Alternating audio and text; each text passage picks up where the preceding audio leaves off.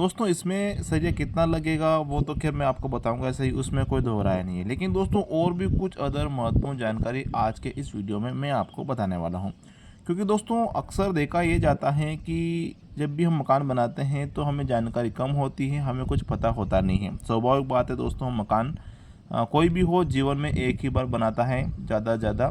तो ऐसी स्थिति में दोस्तों हमें कुछ पता नहीं होता है और कुछ ठेकेदार कुछ मिस्त्री लोग हमारा काम बिगाड़ देते हैं। तो आज के इस वीडियो में कुछ उससे रिलेटेड भी मैं आपको बताऊंगा कि आप मकान बना रहे हैं आपका 15 फीट बाय 40 फीट का, तो उसमें किस प्रकार से आपको कहाँ कहाँ पर सरिया लगाना है, कहाँ कहाँ पर दोस्तों वो ज़रूरत है। तो उसके आधार से आज का ये वीडियो बहुत ही महत्वपूर्ण होने वाला है। वीडियो पूरा देखें, बिल्कुल भी इस वीडियो को स्किप ना करें। वीडियो को शुरू करते हैं। शुरू करने से पहले दोस्तों वीडियो को लाइक कर लीजिए, चैनल को सब्सक्राइब कर लीजिए। दोस्तों जब भी हम मकान बनाते हैं तो सर्वप्रथम हमारे एक समस्या नहीं बहुत समस्या हमारे आती हैं। तो कुछ कुछ समस्या को हम यहाँ उजागर करने वाले हैं, आपको बताने वाले हैं कि कुछ इस प्रकार की समस्या अगर आपके सामने आती हैं तो आपको उस प्रकार से उसका समाधान करना है। सर्वप्रथम दोस्तों मुख्य समस्या जो आती है वो कॉलम की आती है कि कॉलम हमें कहाँ देना चाहिए, किस डिस्टेंस की ओर देना चाहिए और कॉलम में हमें कौन सा सरिया लगाना चाहिए, ये भी कहीं न कहीं एक समस्या बनी रहती है। तो ये हमारा 15 फीट बाय 40 फीट का ये प्लॉट है। इसमें हम कुछ प्रकार से सीढ़ियों का निर्माण करेंगे, कुछ प्रकार से मकान रूम का, रसोई घर का, इस प्रकार से हम उसका डिज़ाइन करेंगे। हर प्लॉट के आधार से अलग अलग होता रहता है। तो मैं कुछ आपको थोड़ा बता देता हूँ, कुछ इस प्रकार से आप कर सकते हैं। अगर आपके जो अपने अगर नक्शा बनवा रखा है तो उसका थोड़ा परिवर्तन हो सकता है, लेकिन दोस्तों आपको कुछ ना कुछ तो आइडिया यहाँ से ज़रूर मिलने वाला है। तो दोस्तों ये 15 फीट बाय 40 फीट का हमारा ये प्लॉट है। इसमें हम कॉलम की अगर बात करते हैं तो 4 कोनों में हमारे 4 कॉलम आ जाते हैं। दोस्तों जैसा कि हम ये मकान बना रहे हैं तो ऐसा तो होता नहीं है कि हम फर्स्ट मंजिल या फिर अपना ग्राउंड फ्लोर बनाने के बाद ऊपर नहीं बनाएंगे।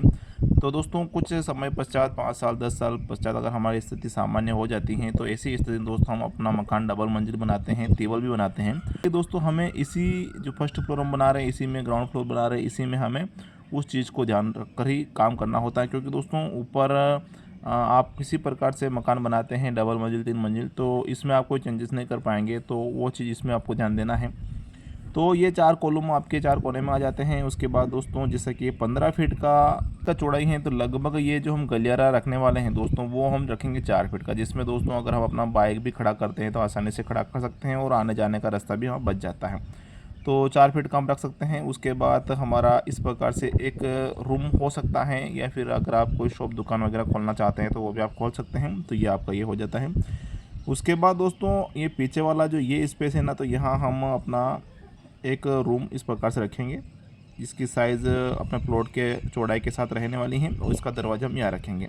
इसमें आप चेंजेस ये कर सकते हैं। आपका दरवाज़ा अगर आप इसका रूम का साइज़ छोटा रखना चाहते हैं तो आप दरवाज़ा यहाँ रख सकते हैं। यहाँ पर आप पार्टीशन बनाकर अपना कुछ मंदिर वगैरह भी आप रख सकते हैं, जो कि काफ़ी अच्छा रहता है। तो कुछ इस प्रकार से ये हो जाता है। और इसमें बाजू में दोस्तों कुछ कम स्पेस के साथ हम अपना रसोई घर बना सकते हैं, रसोई घर। और इसके बाजू में दोस्तों हम अपना स्टेयर यानी सीढ़ियाँ बना सकते हैं ऊपर आने जाने के लिए, कुछ इस प्रकार से। और इसके नीचे ही दोस्तों अपना लेट बाथ बना सकते हैं। कुछ इस प्रकार से दोस्तों हम 15 बाय 40 का मकान का डिज़ाइन कर सकते हैं। इसमें कॉलम की अगर बात करते हैं दोस्तों, तो जैसा कि इस लाइन की अगर बात करते हैं तो एक कॉलम हमारा यहाँ पर आ रहा है, दूसरा यहाँ पर आ रहा है, तीसरा यहाँ पर आ रहा है। यानी कि दोस्तों 40 फीट की इस दूरी में हमारा कॉलम की संख्या 1 2 3 4 5 आ रही है। तो 5 कॉलम तो हमारा ये हो जाते हैं। प्लस दोस्तों इसमें अगर हम बात करते हैं तो वही सेम इसी स्थिति में हमारे 5 कॉलम भी इस साइड लगेंगे। तो 5 और 5 10 कॉलम हो जाते हैं। अब दोस्तों बात आती है कि इतने डिस्टेंस में हमें यहाँ कॉलम देना चाहिए कि नहीं देना चाहिए। बहुत सारे भाई दोस्तों इस चीज़ को ध्यान नहीं देते हैं। तो मैं आपको सजेस्ट करूँगा आपको यहाँ पर कॉलम ज़रूर देना चाहिए। क्योंकि दोस्तों मकान का नींव ही सबसे मजबूत होता है। तो नींव में से हम अपना मकान निकाल रहे हैं तो हमें यहाँ कॉलम ज़रूर देना चाहिए। ऊपर अगर आप नहीं देना चाहते हैं तो कोई इशू नहीं है, मतलब कि अगर आप डबल मंजिल बनाएंगे तो वहाँ अगर आप देना चाहें तो कोई दिक्कत नहीं है, ना दें। लेकिन आपको फर्स्ट फ्लोर ग्राउंड फ्लोर में आपको ज़रूर देना है। तो यहाँ कॉलम की संख्या दोस्तों 1 और 1 2 कॉलम तो हमारे बढ़ जाते हैं। तो टोटल अब हमारे 12 कॉलम हो जाते हैं। दोस्तों इसी प्रकार की जानकारी जो कि बहुत सारे जनों को, मकान मालिक को, मिस्त्री को पता नहीं होती हैं और हमारा काम बिगड़ जाता है। तो इस बात का आपको ध्यान देना है। इसमें होता क्या है कि अगर हम 1 मंजिल 2 मंजिल भी मकान बनाते हैं तो हमें कोई दिक्कत नहीं है, कोई रिस्क वाला यहाँ काम नहीं रहता है। टोटल हमारे 12 कॉलम हो जाते हैं। और 12 कॉलम की अगर ज़मीन के अंदर की गहराई से अगर मकान की हाइट तक की डिस्टेंस दूरी देखें तो लगभग 18 फीट का हो जाता है। कहीं गहरा कम होता है तो कहीं ज़्यादा होता है, तो हम 18 फीट मान लेते हैं। तो दोस्तों ये हमारा फीट में अगर बात करते हैं तो 216 फीट हमारा ये हो जाता है। ये हमारा जो है कॉलम हो जाता है। उसके बाद बात आती है प्लिथ लेवल के बीम, जो हम अपने मकान का जो बीम ज़मीन के अंदर से बाहर निकालते हैं, कुर्सी हाइट तक ले जाते हैं, उसके बाद हम प्लिथ लेवल का बीम वहाँ प्रोवाइड करते हैं। उसके बाद हम ब्रिक वर्क अपना काम चालू करते हैं। समस्या ये भी आती है कि हमें कौन सा देना चाहिए। तो दोस्तों जैसा कि मैं आपको बता रहा हूँ कुछ इस प्रकार से, ये 40 फीट का तो ये हमें लगाना ही लगाना है बाहर का, तो 40 फीट के एक और दो 15 फीट का आउटडोर का भी ये हो जाता है। और उसके बाद दोस्तों हमें ये भी देना है, जैसा कि एक यहाँ से लेके यहाँ तक भी देना है। सीढ़ी हमने यहाँ लगाएंगे तो इस प्रकार से सीढ़ियों का रेस्ट रहने वाला है, स्टार्टिंग पॉइंट। तो यहाँ से यहाँ तक का भी हम इसमें जोड़ लेते हैं, जो कि ये हो जाता है हमारा 30 फीट का। और 10 फीट का एक, और ये 10 फीट का ये हो जाता है, 20 फीट ये हो जाता है। उसके बाद दोस्तों 15 फीट का एक और आ रहा था, 3 आ रहे थे, तो एक और ये 15 फीट का हमारा हो जाता है। तो टोटल ये मिलाकर प्लिथ लेवल का जो भी टोटल बीम बन रहे हैं ना दोस्तों, वो हमारा 175 फीट रनिंग फीट में हो रहा है। तो ये नीचे का हो गया है, हमने कॉलम का भी देख लिया है। और अब बात करते हैं टॉप बीम की। तो जितना नीचे का दिया है लगभग उतना ही हम टॉप बीम देते हैं। तो लगभग हमारा इसमें 175 तो सेम हो गया होगा। लेकिन दोस्तों जिस ओर हमारा मेन रास्ता रहता है ना, उस ओर हम 3-3 फीट का छज्जा भी निकालते हैं, जो कि हमें अपने टॉप बीम में निकाल लेना है, जिससे कि हमारा मजबूती बना रहता है। तो उसमें हम 3-3 फीट का निकालते हैं, स्वाभाविक बात है। तो 6 हम इसमें एक्स्ट्रा जोड़ लेते हैं, तो 181 ये हो जाता है। दोस्तों इसमें एक प्रॉब्लम ये भी आती है कि जब भी हम ब्रिक वर्क करते हैं, तो जैसा कि हम अंदर का दीवार पार्टीशन वाल बनाएंगे, स्वाभाविक बात है दोस्तों, अगर आप बनाना चाहें तो बना सकते हैं, उसमें खर्चा अपना कम लगता है। अगर आप किसी ठेकेदार मिस्त्री को ठेका दे रहे हैं तो उनसे पहले बात कर लीजिएगा कि अंदर का जो भी दीवार है हमारा पार्टीशन वाल बनाना है, उससे आपका खर्चा कम आएगा। तो बहुत सारे भाई करते क्या हैं कि उस पर भी एक छोटा सा लिंटर बीम देते हैं। तो आप देना चाहें तो दे सकते हैं, कोई दिक्कत वाली बात नहीं है। 4 इंच में तो दे सकते हैं।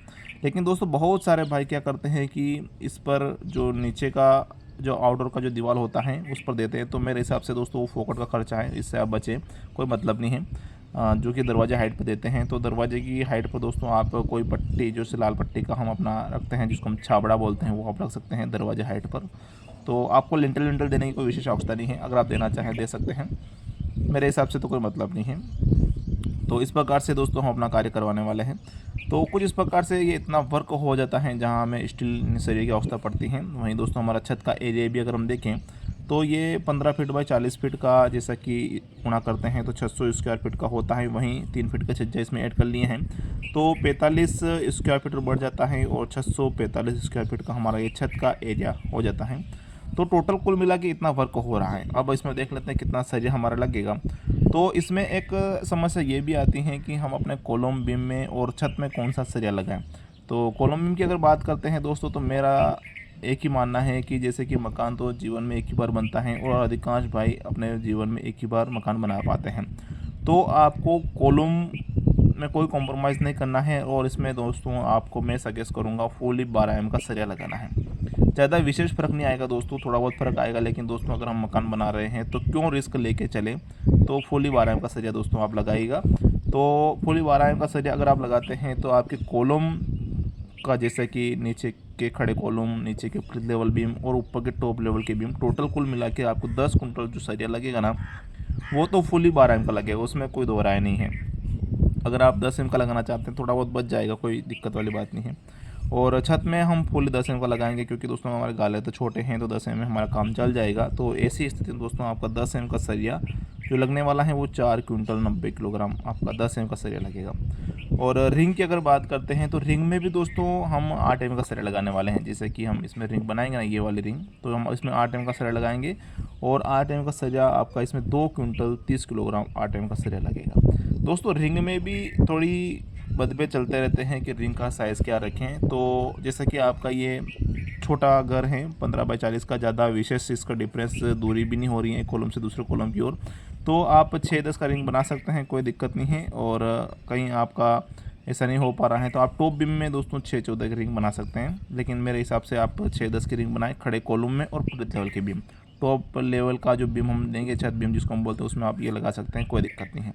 तो कुछ इस प्रकार से दोस्तों अगर आप कार्य करवाते हैं तो इस प्रकार से वो अपना 15 फीट बाई 40 फीट का एक मकान बनेगा और इस प्रकार से वो कॉलम की संख्या आने वाली है। कुछ इस प्रकार से उसमें सरिया प्रोवाइड करने वाले हैं।